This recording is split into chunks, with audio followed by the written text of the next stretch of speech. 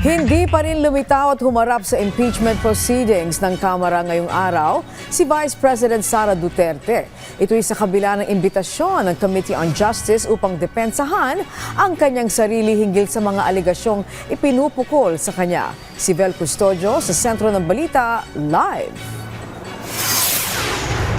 Angelique, no-show si Vice President Sara Duterte sa unang araw ng impeachment hearing ng House Committee on Justice. Sa kabila ito ng imbitasyon ng komite. Ayon kay House Committee on Justice Chairperson Jervil Luistro, inimbitahan nila ang Vice Presidente pero pinili niya na hindi dumalo at dumepensa. Isa lamang mini trial. Ito ang pagsasalarawan ni Luistro sa isinasagawang pagdinig kung saan inaasahang maghaharap ng ebidensya at argumento ang magkabilang panig. Sa yugtong ito, tutukuyin lamang aniya ng komite kung may probable cause para ipasa ang committee report sa NBank at iakyat ang kaso sa Senado para sa paglilitis. Pero walang mangyayaring paghahatol kung guilty o hindi ang bise. Ito ay panata ng pagharap sa pananagutan at paggalang sa saligang batas. Dito sa komite, susundan natin ang saligang batas. Hindi natin tatalikuran ang ating tungkulin. Iyan ang inaasahan ng taong bayan. Hindi pag-iwas, kundi pagharap. Hindi katahimikan, kundi pananagutan. Paalala niya, ang impeachment ay hindi lamang usaping legal, kundi pagsubok ng tiwala at moral na pananagutan sa publiko. Sa kabila ng pagliban ng Vice Presidente, nagpatuloy ang pagdinig ng komite at tiniyak ni Luistro na hindi maaantala ang proseso. Humiling naman si Cagayan de Oro 2nd District Representative Rufus Rodriguez ng right to counsel para kay VP Sara kahit na hindi siya sumipot sa mga pagdinig. Pero giit ni Committee Vice Chair Mauricio Dumogan na dapat dumalo na ang Vice Presidente kapag ipepresenta na ng kanyang kampo ang mga ebidensya at witnesses. Like to emphasize is that the Vice President can always designate their counsel to appear in all the proceedings so that we should be able to state there that the right to counsel, the right to be heard by herself or counsel is assured by the Constitution.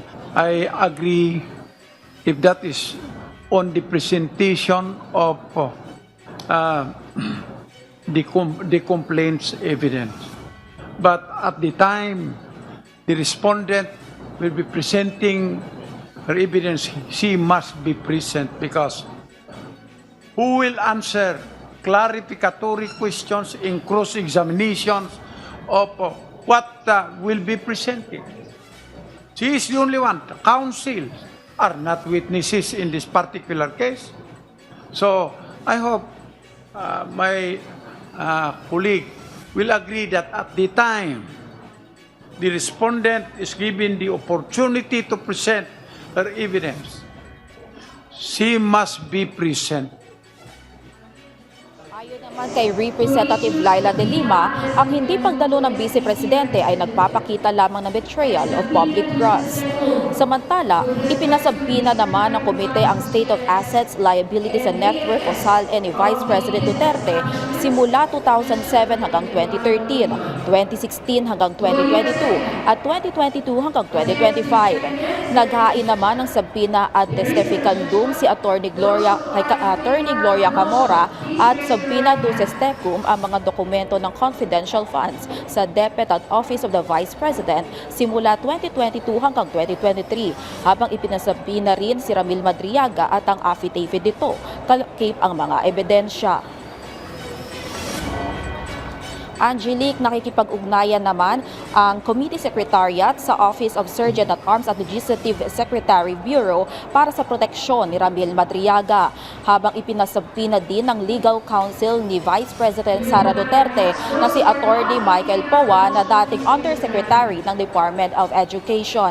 Kasalukuyan pa rin ipinapasabina ang mga ipapatawag na witness at mga ilalatag na ebidensya sa mga susunod na pagdinig sa April 14, 22 at 29. Balik sa iyo, Angelique. Alright, maraming salamat, Vel Custodio.